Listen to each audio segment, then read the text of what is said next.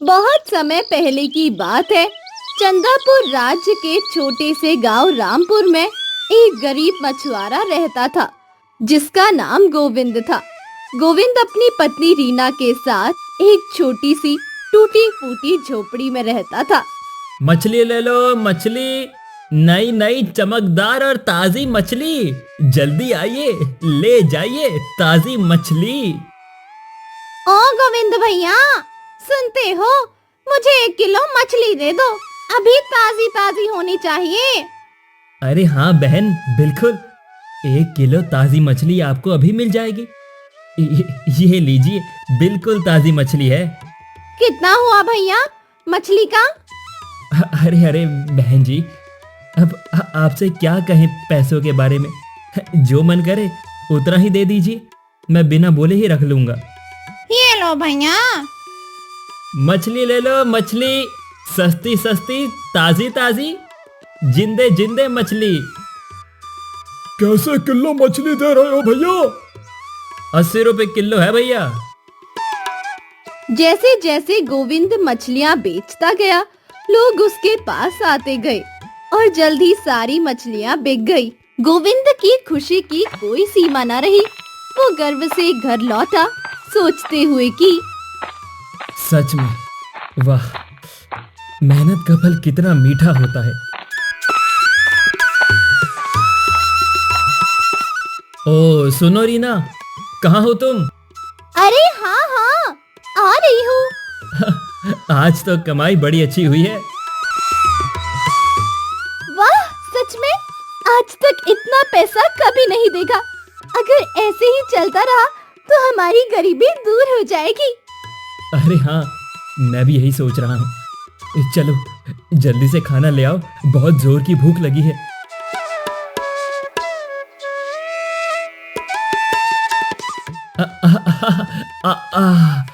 अब तो पेट भर गया। चलो अब जल्दी से सो जाता हूँ, सुबह फिर मछली पकड़ने भी तो जाना है।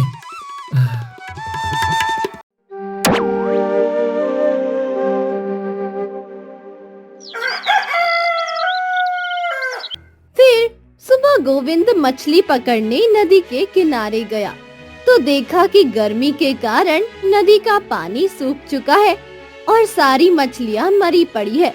ये देख गोविंद के आंखों में आंसू छलक आए। अरे बाप रे, हे भगवान, ये तूने मेरे साथ क्या किया? अब मैं क्या करूंगा? मेरे पास कोई और रास्ता नहीं है। कहाँ जाऊं? हे भगवान, कहाँ जाऊं मैं? बेचारा गोविंद उदास होकर घर वापस आ जाता है। तभी उसकी पत्नी कहती है, क्या हुआ जी, आप इतना उदास क्यों हैं? और आज आप मछली बेचने नहीं जाएंगे? क्या बताओ रीना? क्या हुआ जी, आप कुछ बताते क्यों नहीं? गोविंद सारी बात अपनी पत्नी से बताता है। अब क्या होगा जी, हम लोगों के पास कोई दूसरा काम भी नहीं है। अब हम लोग क्या खाएंगे? तुम चिंता ना करो रीना, मैं कोई दूसरे काम की तलाश करूंगा। गोविंद और रीना जैसे तैसे कठिनाइयों से अपना जीवन गुजारने लगते हैं।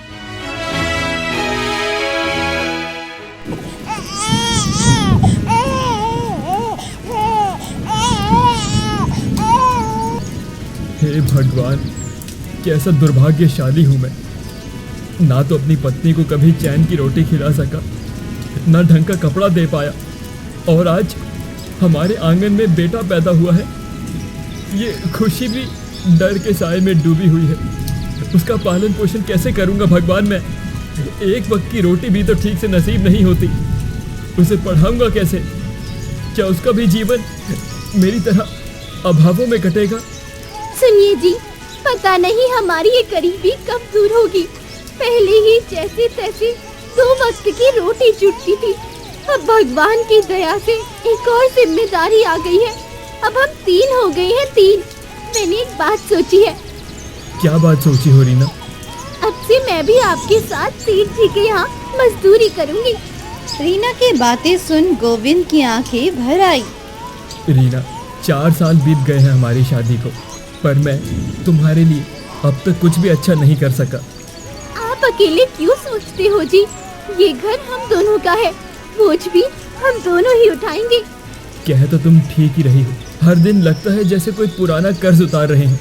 ना जाने कौन से जन्म में क्या गलती हुई थी, अब तक उसका बोझ ढो रहे हैं। ये गरीबी मानो हमारी परछाई बन गई हो। गोविंद, तुम्हारा बेटा अब बड़ा हो गया है, कुछ सोचो उसके भविष्य के बारे में। पढ़ाई बहुत जरूरी है। हे ईश्वर, आप तो जानते हैं कि मेरी आर्थिक हालत क्या है। इन मुश्किल हालातों में मैं अपने बेटे को पढ़ाना मेरे लिए किसी पहाड़ से कम नहीं होगा। गोविंद, चाहे तुम्हें कितनी भी तकलीफ क्यों ना उठानी पड़े, लेकिन बिरजू की पढ़ाई मत रोकना।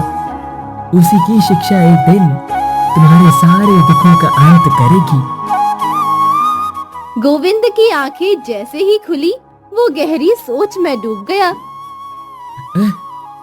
मैंने कैसे सपना देखा, समझ नहीं आ रहा। सुबह जब उसने रीना को रात देखे सपने के बारे में बताया, तो रीना बोल उठी। सुनो जी, आप आज ही उसे लेकर कनकपुरी चले जाओ। कनकपुरी? पर वहाँ क्यों? कनकपुरी में विवेकानंद नाम के एक विद्वान है, जिनका शिक्षा जगत में बहुत बड़ा नाम है। तुम बिरजू को विद्या अध्ययन के लिए उनके पास ही भेजो। लेकिन रीना, इस काम के लिए तो काफी ज्यादा धन चाहिए होगा, वो पैसे कहाँ से आएंगे?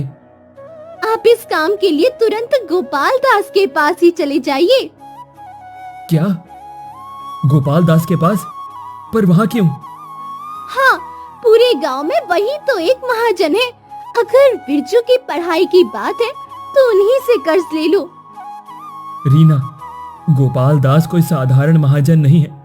वो तो गरीबों पर जुल्म करता है, जरूरतमंदों को ऊंचे ब्याज पर कर्ज देता है और समय पर पैसे न लौटाने पर बेहद क्रूर हो जाता है। ऐसे आदमी से उधार लेने की बात तुम कैसे कर सकती हो? जब खुद ईश्वर ने बिरजू की शिक्षा का मार्ग दिखाया है, तो फिर हम कैसे पीछे हट सकते हैं जी? चाहे जैसी भी परिस्थिति हो, हम अपने बेटे को जरूर पढ़ाएंगे। लेकिन हमारे पास ऐसा कुछ भी नहीं है जिसे गिरवी रखकर ऋण लिया जा सके। गोपाल दास तो बिना गिरवी के 1 पैसा भी नहीं देते। चिंता मत करो, मैंने इसका भी रास्ता निकाल लिया है। तुम अपनी झोपड़ी गोपाल दास के पास गिरवी रख दो, अभी यही एक रास्ता बचा है। तुम समझते क्यों नहीं? यही तो हमारे सिर छुपाने की आखिरी जगह है। अगर ये भी छिन गया तो हमारे पास कुछ नहीं बचेगा।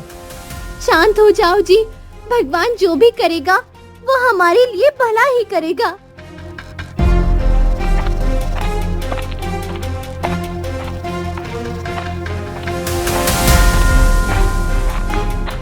तब उसी दिन गोविंद गोपाल दास के पास पहुंचा और विनम्रता से कहा, राम राम गोपाल दास जी। गोविंद, क्या बात है, कैसे आना हुआ? दरअसल सेठ जी, मैं आपके पास एक जरूरी अर्ज लेकर आया हूँ। हाँ गोविंद, बताओ क्या कहना चाहते हो? सेठ जी, क्या आप मुझे थोड़ा कर्ज दे सकते हैं? ये कर्ज किस काम के लिए चाहिए? सेठ जी, बेटे की शिक्षा के लिए मुझे कर्ज की जरूरत है। तो कर्ज लेने का इरादा है? पर गिरवी रखने के लिए तुम्हारे पास कुछ है? सेठ जी, आप तो जानते ही हैं कि मेरी हालात कितने खराब हैं। मेरे पास बस एक छोटी सी झोपड़ी है, बस उसी को मैं आपके पास गिरवी रख दूंगा। गोपाल दास मन ही मन सोचने लगा। सौदा बुरा तो नहीं है। गोविंद तो ऋण चुका नहीं पाएगा, फिर उसकी झोपड़ी मेरे कब्जे में आ जाएगी।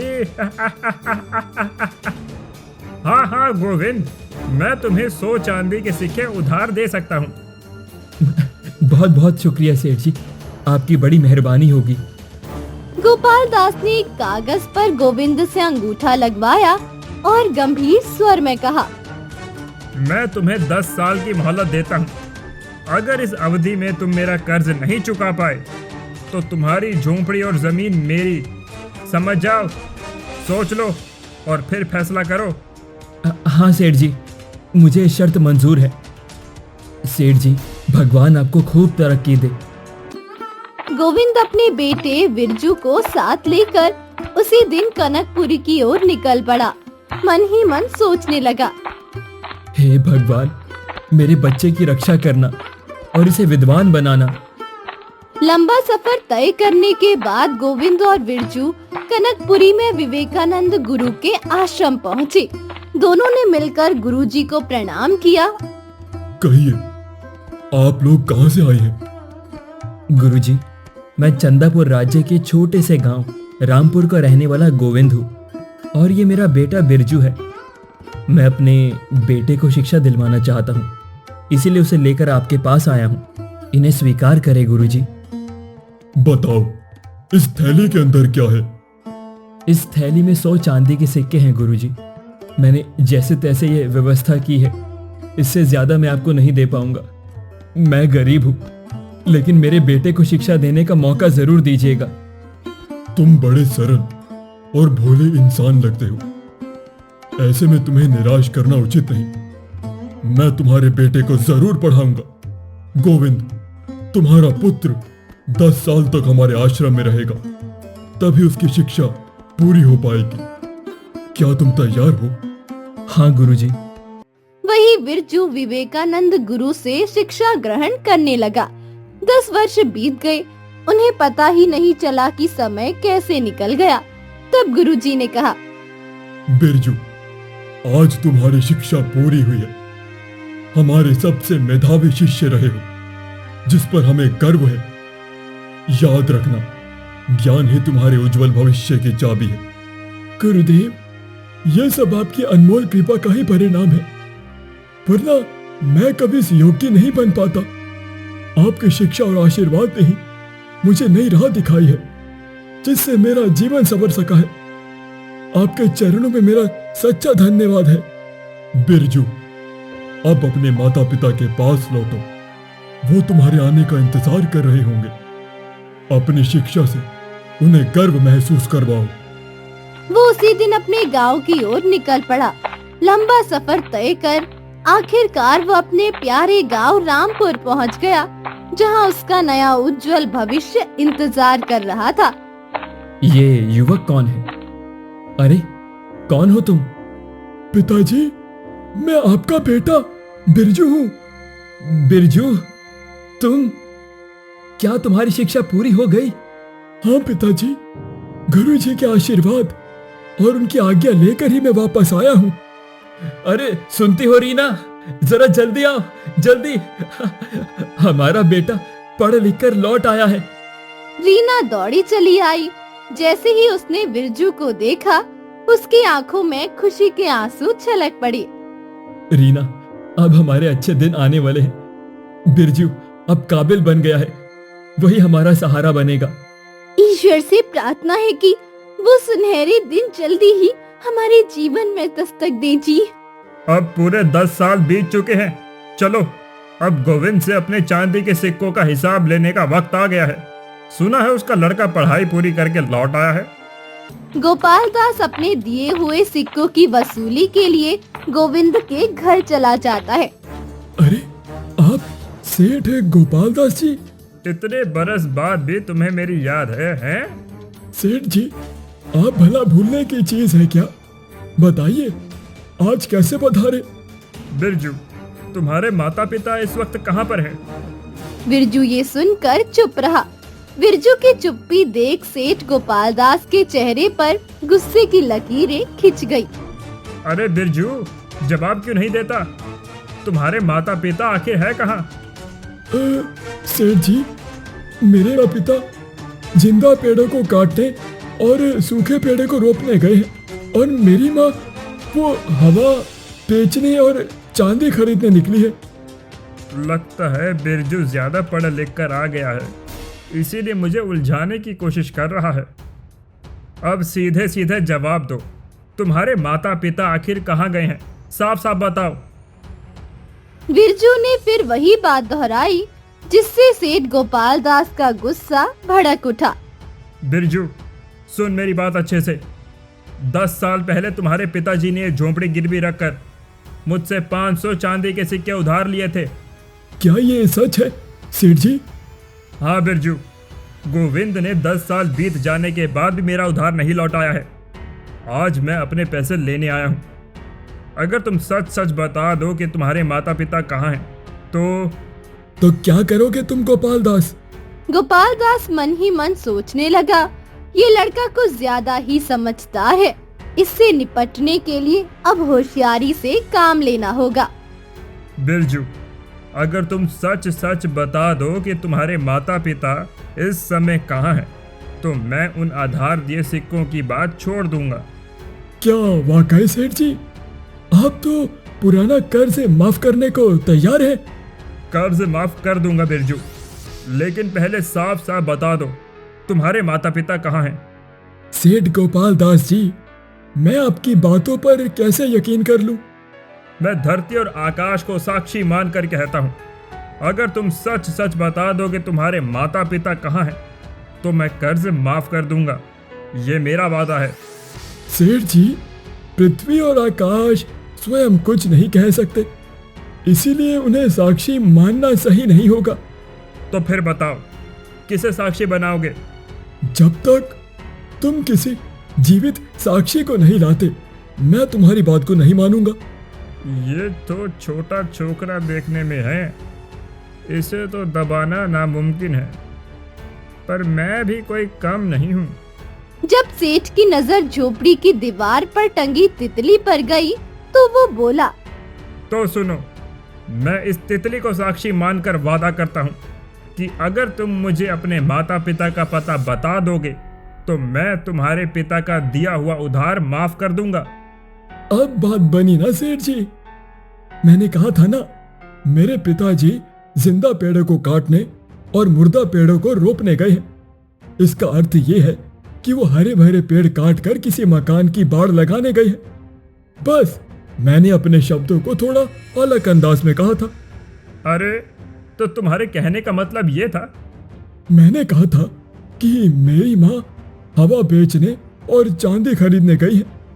मेरा मतलब था कि वो पंखे बेच रही है ताकि उन पैसों से तेल खरीद सके और हमारे घर में दीपक की चांदनी फिर से जगमगा उठे।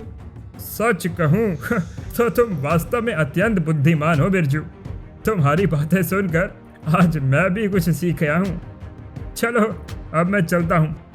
गोपाल दास को जाते हुए देख बिरजू मन ही मन सोचने लगा। अब तक तुमने ना जाने कितने भोले भाले और गरीबों का शोषण किया है गोपाल दास।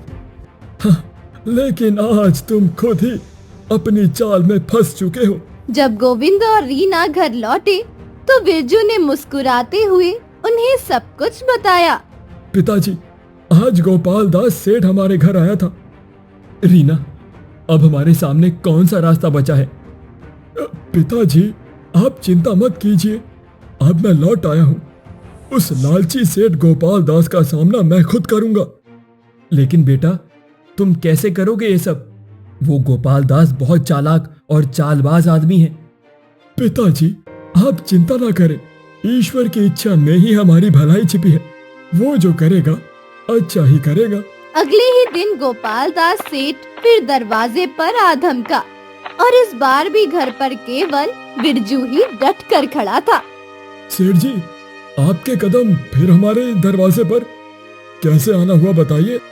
अरे, मैं तो बस उधार की बात करने के लिए आया था, पर तुम्हारे माता पिता कहाँ हैं? मिलवा दो मुझसे। सेठ जी, आप किस उधार की बात कर रहे हैं? वही उधार जिसे आपने कल दया करके माफ कर दिया था, है ना? मैंने कब तुम्हारा कर्ज माफ किया था? तुम झूठ बोल रहे हो बिरजू। बिरजू, मैं तुम्हें और तुम्हारे पिताजी को छोड़ूंगा नहीं। मैं न्याय के लिए दरबार तक तुम्हारी शिकायत लेकर जाऊंगा। जाओ जाओ, देखो तेरी ये हिम्मत कितने दिन तक टिकती है सेठ जी। उसी दिन सेठ गोपाल दास दरबार में पहुंचा और गंभीर स्वर में बोला, महाराज, मैं आपके न्याय का आश्रय लेकर आया हूँ। मेरी बात सुनिए और न्याय कीजिए। गोपाल दास, कौन है जो तुझे चुनौती दे सके? महाराज जी, गोविंद ने 10 साल पहले मुझसे 500 चांदी के सिक्के उधार लिए थे। अब जब मैं वापस मांगने जाता हूँ तो उसका धूर्त बेटा साफ मना कर देता है और मेरा नुकसान बढ़ा रहा है। गोविंद और बिरजू को दरबार बुलाया जाता है। महाराज ने गंभीर स्वर में कहा, गोविंद, बताओ ये मामला आखिर क्या है? क्षमा कीजिए महाराज, पिताजी की ओर से मैं पैरवी करूंगा। कहो, तुम अपनी बात खुलकर कह सकते हो। दरबार में न्याय सबसे ऊपर होता है। ये सच है महाराज। 10 वर्ष पहले मेरे पिताजी ने सेठ गोपाल दास से कुछ चांदी के सिक्के उधार लिए थे, पर अब वो बात केवल कर्ज की नहीं, न्याय और नियत की भी है। तो अब तक वो ऋण चुकाया क्यों नहीं? वही तो निवेदन करने आया हूँ महाराज। कल सेठ गोपाल दास स्वयं हमारे घर पर पधारे थे। उन्होंने स्पष्ट रूप से कहा था कि यदि मैं अपने माता पिता का हाल बता दूं तो वो पूरा कर्ज माफ कर देंगे। अब जब उन्होंने वचन दिया है तो कर्ज वापसी की बात कैसे उठ सकती है? बिरजू, क्या तुम्हारे पास ऐसा कोई प्रमाण है जिससे तुम अपनी बात को सिद्ध कर सको? तब बिरजू ने आदर पूर्वक महाराज से निवेदन किया। महाराज, कल सेठ गोपाल दास हमारे घर पर आए थे। उन्होंने अपने मुंह से यही कहा था कि यदि मैं अपने माता पिता का पता बता दूं तो वो कर्ज माफ कर देंगे। मैंने उनकी बात मानकर सत्य बताया और उन्होंने तितली को साक्षी मानकर वचन दे दिया। यही मेरा प्रमाण है। तो तुम्हारी गवाही में सिर्फ एक तितली है, यही है तुम्हारा साक्ष्य? महाराज, गोपाल दास ने एक तितली को साक्षी बनाकर कहा था कि वो कर्ज माफ कर देगा। देखो बिरजू, ये राज दरबार है जहां हर बात का कठोर परीक्षण होता है। बिना पक्के सबूत के किसी पे भी भरोसा नहीं किया जा सकता। क्षमा करें महाराज, मैं सत्य बोल रहा हूँ। कल गोपाल दास ने अपनी नाक पर बैठी एक तितली को गवाह बनाकर कर्ज माफ करने का वादा किया था। महाराज, ये लड़का झूठ बोल रहा है। कल जब मैं उसके यहाँ पर गया था तब तितली मेरी नाक पर नहीं बल्कि उसकी झोंपड़ी पर बैठी थी। ये सब झूठ है। ये सुनकर राजा मुस्कुरा उठा। गोपाल दास को अब अपनी भूल का आभास हुआ। आवेश में आकर मैंने क्या कह दिया? जो मैं खुद ही मना कर रहा था उसे मैंने मान लिया। गोपाल दास सोचने लगा, अरे आखिर मैं खुद ही अपने बनाई चाल में फंस गया। अरे गोपाल दास, तुम्हारी बातों से स्पष्ट हो गया है कि बिरजू की बात सच है। गोपाल दास, अब सच सच बताओ, क्या वाकई तुमने उतना ही कर्ज दिया था जितना आप मांग रहे हो? महाराज, मैं भगवान को साक्षी मानकर कहता हूँ, गोविंद पर मेरा सिर्फ 100 चांदी के सिक्कों का ही बकाया था। परंतु सेठ गोपाल दास, दरबार में तो आपने 500 चांदी के सिक्कों की शिकायत ली है। क्षमा करें महाराज, मैं भूल से 100 की जगह 500 कह गया था। सेठ गोपाल दास, हम भली भांति जानते हैं कि ये भूल नहीं अपितु जानबूझ कर की गई कपट थी। हमारा स्पष्ट आदेश है, तुमने जो वचन बिरजू को दिया है उसे निभाना होगा और अब तुम्हें उसके पिता का कर्ज पूर्णतः माफ करना होगा। यही न्याय है। जी महाराज, अब मैं क्या कहूँ? बिरजू ने ऐसी सूझबूझ और चतुराई से बात रखी है कि मुझे अपने ही शब्दों के जाल में फंसना पड़ा। सुनो सेठ गोपाल दास, तुम्हारे विषय में पूर्व से ही हमारे पास अनेक शिकायतें आती रही हैं। हम उचित अवसर की प्रतीक्षा कर रहे थे और आज वो अवसर आ ही गया है। ये राज दरबार न्याय का मंदिर है। यहाँ छल और शोषण के लिए कोई स्थान नहीं है। हम तुम्हें अंतिम चेतावनी देते हैं, अब यदि तुमने फिर किसी भोले भाले व्यक्ति का शोषण किया तो तुम्हारे विरुद्ध कठोरतम दंड निश्चित होगा। सुधर जाओ, यही तुम्हारे लिए अच्छा होगा। जी महाराज, आपकी बातें मैं पूरा समर्पण करता हूँ। मैं अब से सुधार का मार्ग अपनाऊंगा और किसी का हक नहीं मारूंगा। हम ये नहीं कह रहे कि तुम अपना व्यवसाय बंद कर दो, लेकिन ईमानदारी और न्याय से काम करो, जिससे समाज में विश्वास बना रहे और किसी को भी कष्ट ना हो। फिर गोपाल दास मुंह लटकाए दरबार से बाहर निकल गया। तभी राजकुमारी पुष्पलता, जो पर्दे के पीछे से सब देख रही थी, सामने आई और मुस्कुराते हुए चंदा से कहा, तुमने बड़ी होशियारी से इस समस्या का समाधान किया है बिरजू। तुम्हारा भविष्य उज्जवल है। तुम्हारी सूझबूझ की मैं दाद देती हूँ। धन्यवाद राजकुमारी जी। राजा को प्रणाम कर बिरजू और गोविंद जब दरबार से जाने लगे तो राजा कहने लगे, रुको। क्या हुआ महाराज? हम दोनों से कोई गलती हुई है क्या? गोविंद, तुम्हारे बेटे में अनोखी प्रतिभा है। उसकी सूझबूझ देखकर हम बहुत प्रसन्न हुए हैं। हमारी बेटी पुष्पलता ने भी बिरजू की होशियारी की प्रशंसा की है। ऐसा देखकर हमें विश्वास हुआ है कि हमने सही युवक को खोज निकाला है। खोज? महाराज, मैं समझ नहीं पाया। गोविंद, हम राजकुमारी पुष्पलता के लिए ऐसा जीवन साथी खोज रहे थे जो ना केवल बुद्धिमान हो बल्कि सत्यवादी और साहसी भी हो। आज बिरजू को देखकर हमें विश्वास हो गया है कि हमारी खोज अब पूरी हो गई है। महाराज, ये आप क्या कह रहे हैं? मैं तो साधारण प्रजा का व्यक्ति हूं। कहां आप जैसा महान सम्राट और कहां हम जैसे साधारण लोग। ये तो जैसे चांद ने धरती से रिश्ता जोड़ लिया हो। गोविंद, हमारे लिए ऊंच नीच का कोई अर्थ नहीं है। हम इंसान की योग्यता और चरित्र को मानते हैं। हमें बस तुम्हारी सहमति चाहिए और कुछ नहीं। महाराज, आपकी इच्छा के सामने मेरी क्या औकात है? मैं भला कैसे असहमति प्रकट कर सकता हूं?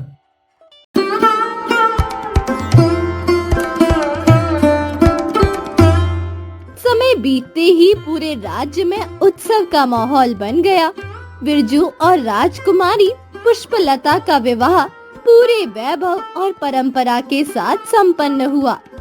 विवाह के पश्चात महाराज दरबार में पधारे और गूंजते स्वर में घोषणा की, क्योंकि हमें संतान का सौभाग्य प्राप्त नहीं हुआ, अतः हम अपने योग्य दामाद बिरजू को इस राज्य के राजपाट सौंपते हैं, ताकि वो प्रजा की भलाई में अपनी बुद्धिमता और धर्मनिष्ठा से न्यायपूर्ण शासन करेगा।